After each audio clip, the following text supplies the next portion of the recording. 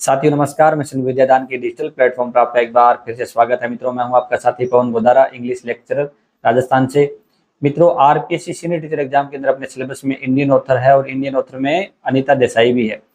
मित्रों, आरपीएससी के एग्जाम में अनीता देसाई से संबंधित क्वेश्चन आते हैं, उनके लाइफ एंड बायोग्राफी से संबंधित और उनके मेजर वर्क से संबंधित क्वेश्चन आते हैं। तो मित्रों, इस सेशन के अंदर भी अपने अनीता देसाई के संबंधित जो मेजर इनके जो वर्क्स है ना, उनसे संबंधित अपने क्वेश्चन करेंगे। क्वेश्चंस के माध्यम से अनीता देसाई के डेटा को अपनी कंप्लीट कर रहे हैं। मित्रों, ये अनीता देसाई का है ना, ये पार्ट 2 है। पार्ट 1 अगर आपने नहीं देखा है तो ये जो सेशन है आप एक बार स्किप करें और आप पार्ट 1 देखिए। पार्ट 1 में अनीता देसाई की जो बायोग्राफी से संबंधित क्वेश्चन है, इसके अलावा इनके जो मेजर लिटरेरी वर्क्स है उनसे संबंधित क्वेश्चन अपने कर लिए हैं। काफ़ी इंपॉर्टेंट है। पहले अनीता देसाई का पार्ट 1 देखिए आप, उसके बाद अगर इस पार्ट पे आप आएंगे तो कंप्लीट जो 2 क्लास के अंदर आपकी अनीता देसाई वो कंप्लीट हो जाएगी। इससे आपके क्वेश्चन है लगभग यहाँ से आने की फुल पॉसिबिलिटी रहेगी अगर आप कंप्लीट 2 सेशन वॉच करते हैं। तो इस सेशन में भी अपने मित्रों मल्टीपल चॉइस क्वेश्चन होंगे और PYQ भी इसके अंदर जो प्रीवियस ईयर के क्वेश्चन है वो भी ऐड किए हुए हैं मित्रों। चाहे वो आरपीएससी सीनियर टीचर एग्जाम का हो या यूजीसी नेट का हो, खूब सारे क्वेश्चन इसमें ऐड है। मित्रों, आप आरपीएससी सीनियर टीचर एग्जाम की प्रिपरेशन कर रहे हैं या अदर कॉम्पिटिशन एग्जाम की प्रिपरेशन करें, अगर आपके सिलेबस में अनीता देसाई है, उनकी बायोग्राफी है, मेजर लिटरेरी वर्क्स है, इससे संबंधित क्वेश्चन आते हैं, तो आप बिल्कुल सही सेशन के साथ जुड़े हैं। इसमें कंप्लीट अपने अनीता देसाई इसके डेटा को कर लेंगे। ठीक है, इसके फैक्ट है वो कंप्लीट करने वाले हैं। इसके साथ ही हमेशा की तरह आपको टेस्ट भी देना है छोटा सा। मेरे आंसर बताने से पहले खुद का जो प्रत्येक जो क्वेश्चन है उसका आपको आंसर एज्यूम करना है और लास्ट में कमेंट सेक्शन में मुझे बताना है कि आपके कितने क्वेश्चन राइट हो। जैसे भी मैं क्वेश्चन का आंसर बताऊं, आप अपना आंसर मैच कीजिएगा। ठीक है, अगर आपके पास अनीता देसाई के PDF नोट्स नहीं है, अनीता देसाई के मेजर वर्क से संबंधित, इनके बायोग्राफी से संबंधित, लाइफ हिस्ट्री से संबंधित, तो वो भी आप इसी वीडियो के डिस्क्रिप्शन में जाएं, वहाँ पे आपको मिशन विद्यादान टेलीग्राम चैनल का लिंक मिल जाएगा। वहाँ फाइल सेक्शन में आप अनीता देसाई टाइप करेंगे तो आपको नोट्स भी मिल जाएंगे। तो मित्रों, बिना किसी देरी किए हुए शुरुआत करते हैं आज के सेशन की 21 नंबर क्वेश्चन से। 1 से लेकर 20 क्वेश्चन है अपने पार्ट फर्स्ट में कर चुके हैं, जिसका लिंक मैंने डिस्क्रिप्शन में दे दिया है। 21 नंबर क्वेश्चन करते हैं। Where is the zigzag way primarily set. मित्रों, अपने जिगजैग वे है ना, जो zigzag way, the zigzag way, ये 2004 को पब्लिश हुआ है। इनका नोवेल है अनीता देसाई का। ठीक है, इनकी जो प्राइमरली कहाँ सेट है, सेटिंग कहाँ पे, India, Mexico, England, United states. तो अपने देखिए, इंग्लैंड तो कट कर दीजिए, इंडिया में भी अनीता देसाई रही है, मैक्सिको में भी रही है, US में भी रही है, वर्तमान में US में रह रही है, तो ये कट कर दीजिए, इंडिया में कट कर दीजिए। मित्रों, कुछ दिनों के लिए वो मैक्सिको रही थी, कुछ समय के लिए। तो मैक्सिको में वहाँ की जो चीज़ें हैं, कल्चर है, उसको ऐड किया है जिगजैग वे के अंदर। तो यहाँ की जो जिगजैग वे की जो अपने सेटिंग है वो मैक्सिको अंदर है। 2 नंबर ऑप्शन करेक्ट हो जाएगा। 22 नंबर क्वेश्चन पे आते हैं। Who is the protagonist seeking Cornish ancestry in the zigzag way. तो जिगजैग वे है, इसके अंदर प्रोटैगनिस्ट कौन है? Matteo, Eric, Hugo, Arun. तो मैटियो नहीं है, ह्यूगो नहीं है, अरुण नहीं है। मित्रों, एरिक जो है ना, ये प्रोटैगनिस्ट है, द जिगजैग वे नॉवल है अनीता देसाई का, उसमें। ठीक है, और एरिक आपसे पूछा जा सकता है वो क्या है? वो एक अमेरिकन हिस्टोरियन है। एरिक जो अपने कैरेक्टर है, इसका प्रोफेशन क्या है? वो हिस्टोरियन है। ठीक है, तो ये भी आप ध्यान रखोगे, अमेरिकन हिस्टोरियन है। और वो खुद क्या है? एक कॉर्निश है, कॉर्निश एंसेस्ट्री है, उसको वो सीख कर रहा है, उसको उसकी अपने जो हेरिटेज है उसके बारे में वो प्रयास कर रहा है कि उसको किस प्रकार से प्रोटेक्ट किया जाए। तो कॉर्निश कॉर्नवेल से आया है मित्रों। कॉर्नवेल है अपने इंग्लैंड के अंदर। तो इंग्लैंड के जो साउथ वेस्ट के अंदर कॉर्नवेल नाम का एक एरिया है, वहाँ पे ये समुदाय रहता है। वो समुदाय अभी लुप्त प्राय हो रहा है। उसके बारे में एरिक है, वो एक क्या उसके बारे में सारी चीज़ें, हेरिटेज को किस प्रकार से प्रोटेक्शन किया जाए उसके बारे में वो लिखता है। तो 2 नंबर ऑप्शन करेक्ट हो जाएगा। 23 नंबर क्वेश्चन पे आते हैं। Which work was noted for its cinematic quality. कौन सा ऐसा वर्क है अनीता देसाई का जो सिनेमेटिक क्वालिटी के लिए जाना जाता है? The zigzag way, cry the peacock, voices in the city, in custody. तो मित्रों, द जिगजैग वे की बात कर रहे हैं, 2004 के अंदर जो पब्लिश हुआ है, उसमें सिनेमेटिक क्वालिटी है। वो सिनेमेटिक क्वालिटी क्यों है? क्योंकि जिगजैग वे है, इसकी सेटिंग है मैक्सिको के अंदर। मैक्सिको के जो अच्छे लैंडस्केप है, वहाँ की जो माउंटेन्स है, ठीक है, वहाँ के जो नेचुरल सीन्स है ना वो इसके अंदर बहुत सारे डिटेल में बताया हुआ है। जिस प्रकार की फिल्मों के अंदर सीन होते हैं ना उसी प्रकार से वहाँ के सीन बता रखे हैं, इसलिए इसमें सिनेमेटिक क्वालिटी है। तो 1 नंबर ऑप्शन करेक्ट हो जाएगा। 24 नंबर क्वेश्चन पे आते हैं। Which literary technique does Desai frequently use to explore memory? कौन सी लिटरेरी टेक्निक है भाई देसाई क्या सामान्यतः यूज करती है मेमोरी को एक्सप्लोर करने के लिए? Stream of consciousness, epistolary form, third person narration, flash forward. तो अपन को पता है पिछले सेशन में अपन देखा था फ्लैश बैक का यूज किया है, फ्लैश फॉरवर्ड का नहीं है, तो कट कर दीजिए।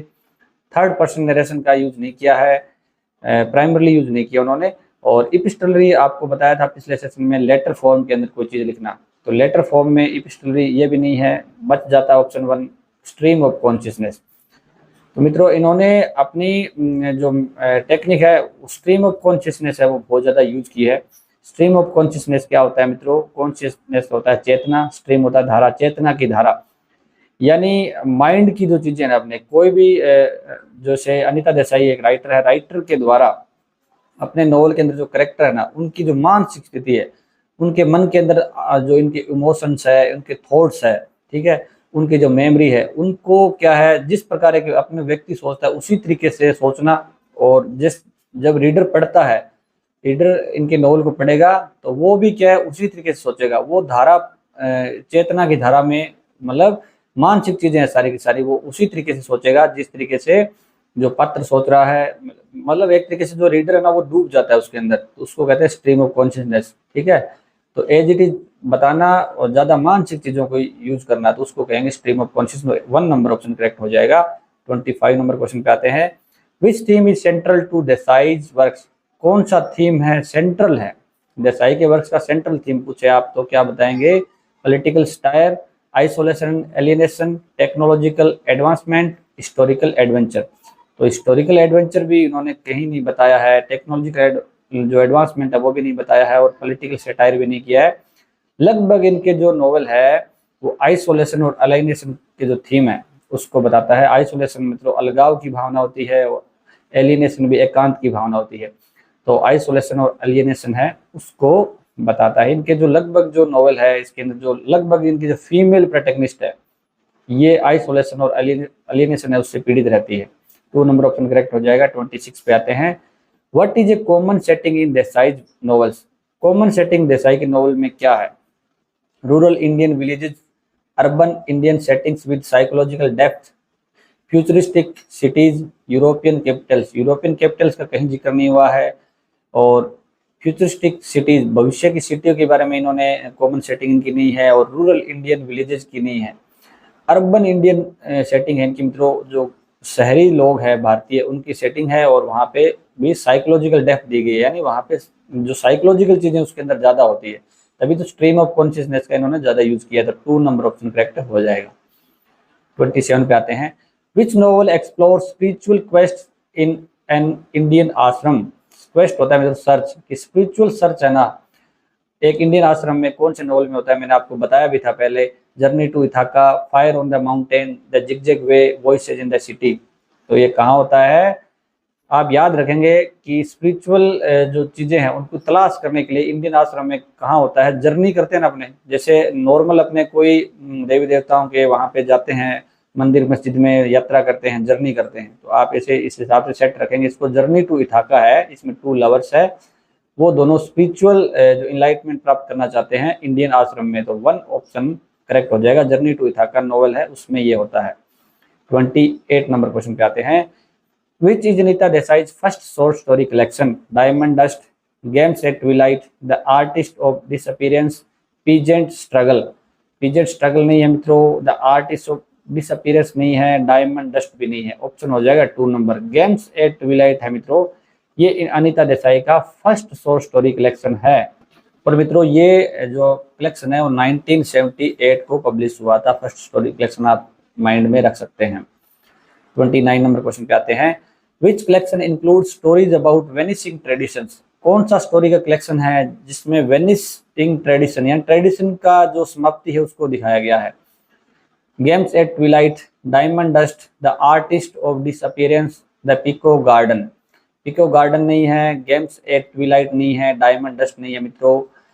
आपको याद रखना है वेनिसिंग। वेनिस होता है गायब होना, समाप्त होना, और डिसअपीयरेंस होता है समाप्त होना, गायब होना। ठीक है, तो वेनिस और डिसअपीयरेंस का ध्यान रखेंगे। द आर्टिस्ट ऑफ डिसअपीयरेंस है, ये है जिसमें ट्रेडिशन है ना, उसको बताया गया कि आज मॉडर्न जो एज है, मॉडर्न एज के अंदर जो पुरानी परंपरागत जो चीजें हैं, परंपराएं, ठीक है, आर्ट, जो आर्टिस्ट है, पुरानी जो कलाएं हैं, उन सारी की सारी क्या हो रही है, खत्म हो रही है। तो 3 नंबर ऑप्शन करेक्ट हो जाएगा इसका। 30 नंबर क्वेश्चन पे आते हैं। How many novellas are in the artist of disappearance. जो मित्रों ये शॉर्ट स्टोरी कलेक्शन है, या जो कलेक्शन है ये आर्टिस्ट ऑफ डिसअपीयरेंस, इसमें कितने नोवेला है, नोवेला होता है लघु उपन्यास, कितने लघु उपन्यास है, 2, 3, 4, 5, तो इसमें कितने हैं, 3 नोवेलाज है, ये ध्यान रखेंगे। मित्रों आपको इतने अच्छे अच्छे क्वेश्चन मिल रहे हैं, तो आशा करता हूँ कि आपने सेशन को लाइक और चैनल को सब्सक्राइब तो कर दिया है। मित्रों आप एक बात गौर कीजिएगा कि अगर आपको लगता है कि सेशन में टाइम वेस्ट होता है तो सेशन को आप लाइक ना करें, ठीक है। लेकिन आपको लगता है कि वाकई में इस सेशन में हमारा टाइम सेविंग होता है, एक्स्ट्रा यहाँ वहाँ की बातें बिल्कुल भी नहीं होती है, सीधा पॉइंट टू पॉइंट मैटर मिल रहा है, तो आपको कंटेंट है उसको लाइक करना चाहिए। चाहे मुझे आप लाइक नहीं करें, लेकिन कंटेंट को आपको लाइक करना चाहिए और चैनल को सब्सक्राइब करना चाहिए, ठीक है। तो ये दोनों आप काम आपने कर लिए होंगे, ऐसी मैं आपसे उम्मीद भी रखता हूँ। 31 नंबर क्वेश्चन पे आते हैं। What theme does the artist of disappearance explore. जो द आर्टिस्ट ऑफ डिसअपीयरेंस है मित्रों, शॉर्ट स्टोरी कलेक्शन, उसकी क्या थीम है, ठीक है। Technological innovation, art and modernity, political activism, sports culture. तो वैसे ये आप पिछला क्वेश्चन अगर आपने देखा है ध्यान से, तो इसको कर सकते हैं अपने डिसअपीयरेंस से, आर्ट से कर सकते हैं, ठीक है। टेक्नोलॉजिकल इनोवेशन भी नहीं है, आर्ट एंड मॉडर्निटी है मित्रों इनका मेजर थीम। 2 नंबर ऑप्शन हो जाएगा। इसके अंदर क्या बताया गया है, जो आर्ट है ना मॉडर्न टाइम में डिसअपीयर हो रही है, तो आर्ट वर्सेज मॉडर्निटी या आर्ट एंड मॉडर्निटी, ये इसका कॉमन थीम है। 2 नंबर ऑप्शन करेक्ट हो जाएगा। 32 पर आते हैं। What is a common focus in Desai's short stories. मित्रों देसाई की जो शॉर्ट स्टोरी है उसमें कॉमन फोकस क्या रहता है, supernatural events, marginalised characters, corporate life, military conflicts. जो मित्रों शॉर्ट स्टोरी है ना, ठीक है, आपने नोवेल देख लिया, नोवेल लगभग जो अर्बन कल्चर है, ठीक है, उसको दिखाता है, और शॉर्ट स्टोरी है मिलिट्री कन्फ्लिक्ट को नहीं दिखाती है, वो किसी प्रकार की मिलिट्री कन्फ्लिक्ट नहीं होता है, कॉर्पोरेट लाइफ को भी नहीं दिखाती है, और सुपर नेचुरल जो इवेंट्स है स्टोरीज उनके बारे में भी नहीं है। मित्रों मार्जिनलाइज्ड होता है हाशिए के लोग, ऐसे लोग जो मुख्य धारा के अंदर नहीं हो, जैसे गरीब लोग हैं, शोषित लोग हैं, जिनको दबाया जा रहा है, ठीक है, या महिलाएं हैं, तो इस प्रकार के कैरेक्टर है इनके शॉर्ट स्टोरी के अंदर, marginalised characters. 2 number option correct हो जाएगा। 33 पर आते हैं। Which of Desai's work is a children novel. इनमें से कौन सा वर्क ऐसा है जो चिल्ड्रन नॉवल है देसाई का। The peacock garden, cat on a house boat, the village by the sea. तो मित्रों ये सारे के सारे क्या है, 3 इनके मेजर बुक है, चिल्ड्रन नॉवल है। पिको गार्डन 1974 को आई थी, और cat on a house boat जो पब्लिकेशन हुआ था 1976 को हुआ, और the village by the sea 1982 को हुआ। तो ये ध्यान रखेंगे। 4 ऑप्शन करेक्ट हो जाएगा। इसके अंदर तीनों ही हैं जो चिल्ड्रन नॉवल है। 34 पे आते हैं। विच children book by Desai is set during the partition या इंडियन पार्टीशन। ऐसा कौन सी चिल्ड्रन बुक है जो इंडियन पार्टीशन है ना, भारत का जो विभाजन हुआ वहां पे उसकी सेटिंग की हुई है। Cat on a house boat, the peacock garden, the village by the sea, games at twilight. तो मित्रों क्या हो जाएगा, पीको गार्डन है ना, ऐसे याद रखो भी पिको का गार्डन है, उसका पार्टीशन हो गया, गार्डन का पार्टीशन हो गया। 2 नंबर ऑप्शन करेक्ट हो जाएगा। पिको गार्डन है ना, उसकी जो सेटिंग है वो इंडियन पार्टीशन के टाइम की है। 35। What award did the village by the sea win. कौन सा अवार्ड है जो विलेज बाय द सी है उसने जीता। मित्रों द विलेज बाय द सी ने अवार्ड जीता है, एक चिल्ड्रन बुक है, इसका मतलब वो इम्पोर्टेंट बुक है। Booker prize, Guardian children fiction prize, Sahitya Akademi award और पुलित्जर प्राइज। पुलित्जर प्राइज भी नहीं मिला है, साहित्य अकादमी पुरस्कार भी इसको नहीं मिला है, बुकर प्राइज भी नहीं मिला है। तो गार्जियन चिल्ड्रन फिक्शन प्राइज मिला है 1983 को। इस पुस्तक को 1983 को मिला है गार्जियन चिल्ड्रन फिक्शन प्राइज। मित्रों द गार्जियन आपने न्यूज़पेपर सुना है, इंग्लैंड का मुख्य न्यूज़पेपर है द गार्जियन, उसके द्वारा ये पुरस्कार दिया जाता है, अवार्ड दिया जाता है। 14 साल से या 14 साल या उससे ऊपर के जो स्टूडेंट बच्चे हैं और युवा है उनके बारे में कोई लिखना, उसके लिए मिलता है। तो 2 नंबर ऑप्शन करेक्ट हो जाएगा इसका। 36 पर आते हैं। Which work reflect Desai's engagement with social issues, कौन सा ऐसा वर्क है जो रिफ्लेक्ट करता है कि देसाई का जो एंगेजमेंट है सोशल इश्यूज के साथ, यानी सोशल जो मुद्दे हैं, सामाजिक मुद्दे हैं, उसमें भी वो व्यस्त रही है। ऐसा कौन सा नॉवल है या कौन सा वर्क है? The village by the sea, peasant struggle in India, cry the peacock, journey to Ithaca. Journey to Ithaca भी नहीं है, ये नॉन फिक्शन है मित्रों, जो सोशल इश्यूज वाला है, नॉन फिक्शन का एक राइटिंग है। Peasant struggle in India, 2 number option correct हो जाएगा। जो भारत के किसान आंदोलन है, किसानों का जो संघर्ष है, एग्रेरियन जो पीजेंट स्ट्रगल है, यानी भूमि और उनके जो कृषि से संबंधित जो आंदोलन है ना, उसके बारे में उन्होंने लिखा है, peasant struggle in India. 2 number option correct हो जाएगा, जो सोशल इश्यूज को शो करता है। 37 पे आते हैं। Which novel is set during the Indian partition, ऐसा कौन सा नॉवल है अभी जो इंडियन पार्टीशन है ना, भारत का विभाजन है, उस पर उसकी सेटिंग है। Clear light of the day, fire on the mountain, in custody, bye bye blackboard. Bye bye blackbird भी नहीं है और इन कस्टडी भी नहीं है। अब देखो बाय बाय ब्लैकबर्ड अपन देखा था, ये इमिग्रेंट्स को बताता है, इंडियन इमिग्रेंट्स जो इंग्लैंड में रह रहे हैं उनके बारे में। इन कस्टडी उर्दू कल्चर के बारे में, पोइट्री के बारे में है, ठीक है। फायर ऑन द माउंटेन भी यहाँ नहीं है, इसमें हो जाएगा clear light of the day, ठीक है। 1 नंबर, इसमें जो कोल है जो अपने प्रोटैगनिस्ट है उसके बारे में बताया गया है, फायर ऑन द माउंटेन के अंदर, जो एक अकेली रहती है, ये हो जाएगा 1 number, clear light of the day. ये है इंडियन पार्टीशन के टाइम का है, या उसकी जो सेटिंग इंडियन भारत विभाजन के बारे में है। तो अपन नोवेल की देख ली, एक आपने शॉर्ट स्टोरी भी देखी थी, ठीक है, पीको गार्डन। पीको गार्डन जो कलेक्शन है वो भी इंडियन पार्टीशन के टाइम का ध्यान रखेंगे, ठीक है। 38 पर आते हैं। Which novel features a decaying family home as a symbol. Decaying family home है ना, जो अपने परिवार या घर का पतन हो रहा है, उसका सिंबल किस नोवेल के अंदर है? ये प्रश्न वैसे मैंने बता दिया आपको, अगर आपको आता है तो जरूर बताएं, पार्ट 1 में अपने किया था ये। Voice in the city, clear light of the day, in custody, fasting feasting. वो नॉवल है, आपको हिंट दे देता हूँ, जिसमें अपने अनीता देसाई का मोस्ट ऑटोबायोग्राफिकल नॉवल बोला जाता है, clear light of the day. इसी के अंदर फैमिली होम है, डिकेइंग है, जो परिवार पुराने परंपरागत चीजें से चल रही है वो नष्ट हो रहे हैं, परिवार पतन हो रहा है परिवारों का, उसके बारे में है, जो मोस्ट ऑटोबायोग्राफिकल नॉवल माना जाता है अनीता देसाई का, clear light of the day. 39 पर आते हैं। व्हाट इज अ की कैरेक्टरिस्टिक ऑफ देसाईज प्रोटैगनिस्ट।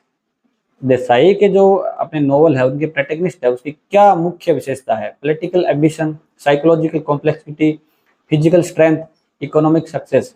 तो मित्रों प्रोटैगनिस्ट है ना, वो इकोनॉमिक सक्सेस उसका मेजर थीम नहीं है, उनका मेजर कैरेक्टरिस्टिक नहीं है, फिजिकल स्ट्रेंथ भी नहीं है और पॉलिटिकल एम्बिशन भी नहीं है। साइकोलॉजिकल कॉम्प्लेक्सिटी है ना, वो इंपॉर्टेंट उनका कैरेक्टरिस्टिक है, यानी मेनली जो उनके जो कैरेक्टर है वो साइकोलॉजिकली बहुत चीजें सोचते हैं, ठीक है, इसलिए इसमें स्ट्रीम ऑफ कॉन्शियसनेस का ज्यादा यूज हुआ है। तो 2 नंबर ऑप्शन है वो करेक्ट हो जाएगा। मानसिक रूप से वो ज्यादा चीजें करते हैं और लगभग क्या एलिनेशन और आइसोलेशन है उससे पीड़ित होते हैं वो। 40 नंबर क्वेश्चन पे आते हैं। Which literary movement is Desai associated with. कौन सा लिटरेरी मूवमेंट है जिसमें अनीता देसाई है वो संबंध रखती है? कौन सी लिटरेरी मूवमेंट से संबंध रखती है? Romanticism, modernism, realism, post modernism. तो मित्रों पोस्ट मॉडर्निज्म भी नहीं है, रियलिज्म भी नहीं है और रोमांटिसिज्म भी नहीं है। 2 नंबर ऑप्शन करेक्ट हो जाएगा मित्रों। अनीता देसाई एक मॉडर्न राइटर है। तो अपने मित्रों आज 20 क्वेश्चन किए हैं, 20 में से आपके कितने राइट हुए कमेंट सेक्शन में आप ईमानदारी से बताओगे, ताकि मैं आपकी परफॉर्मेंस को भी जान सकूं। इसके साथ ही मित्रों अपने आरपीएससी सीनियर टीचर की जो ये सीरीज है इंडियन ऑथर्स की, ये लगातार जारी रहेगी। अगर आपको अगर अपने इंडियन ऑथर देखने हैं तो आप क्या करें, इसी वीडियो के डिस्क्रिप्शन में जाएं, आपको वहाँ पे पूरी जो प्लेलिस्ट है उसका भी लिंक मिल जाएगा, वहाँ पे आप अपडेट रहें उससे। और चैनल को सब्सक्राइब करेंगे तो आप अगले जो राइटर है ना उनका वीडियो अपलोड होते हैं आपके पास नोटिफिकेशन चला जाएगा। तो सब्सक्राइब चैनल को कर लें और सेशन को मित्रों लाइक अवश्य कीजिएगा। लाइक और सब्सक्राइब आप है ना करेंगे तो मेरा मोटिवेशन, मुझे भी मोटिवेशन मिलता है, ठीक है। तो लाइक सब्सक्राइब आप करेंगे तो ठीक है, ज़्यादा रीच होगी तो पक्का क्या है लगातार ये सीरीज जारी रह पाएगी। तो आप देखिए भी आपकी परफॉर्मेंस है ना, आप लाइक और सब्सक्राइब करेंगे तभी लगातार सीरीज चल पाएगी, ठीक है। तो ये चीज़ें आप पे ऊपर है कि आप क्या लगातार ये सीरीज देखना चाहते हैं। अगर आपको क्वेश्चन अच्छे लग रहे हैं, कंटेंट अच्छा लग रहा है तो लाइक जरूर कीजिएगा और सब्सक्राइब करना बिल्कुल भी नहीं भूलना है। आप अपने मित्र है उनको शेयर भी करें, अपने दोस्त है उनको शेयर करें। आपके पास टेलीग्राम व्हाट्सएप ग्रुप है उसमें जरूर शेयर कीजिएगा। एक प्यारा सा कमेंट, चाहे मित्रों थैंक यू का कमेंट करें, लेकिन छोटा सा कमेंट अवश्य करके जाएं, ठीक है। ठीक है। इससे क्या होता है, एनर्जी बढ़ती है और लगातार फिर मैं कोशिश करता हूँ कि स्टूडेंट्स के लिए आता रहूँ। तो समय का अभाव रहता है, फिर भी कोशिश करता हूँ कि अगर कई बच्चे कमेंट इस टाइप का कर देते हैं कि इमोशनल हो जाता हूँ, फिर क्या आना पड़ता है। तो इस ये चीज़ें हैं कि आप एक व्यक्ति, तो देखो एक बच्चा कुछ नहीं कर सकता, लेकिन सारे अगर आप सपोर्ट करेंगे तभी पॉसिबल हो पाएगा। तो मित्रों, नेक्स्ट अगर पार्ट अगर आपको देखने हैं ना दूसरे राइटर्स के, तो आप चैनल को सब्सक्राइब कर लें, नोटिफिकेशन आपके पास आ जाएगा। और पार्ट 1 का लिंक मैंने इसमें डाल रखा है, नोट्स अपने टेलीग्राम चैनल है मिशन विद्यादान, वहाँ से आप प्राप्त कर सकते हैं। तो मित्रों, लगातार आप मेहनत करिए और एग्जाम भी नज़दीक है आपका, ठीक है। तो डरना नहीं है, बस एक अच्छी तरीके से मेहनत करें, आपको जो आपका सिलेक्शन है वो हो जाएगा, आपको फ्रूट जरूर मिलेगा, लेकिन मेहनत है ना एक अच्छी तरीके से करनी पड़ेगी, ठीक है। स्मार्ट तरीके से आपको मेहनत करनी है। Okay, best of luck, thank you.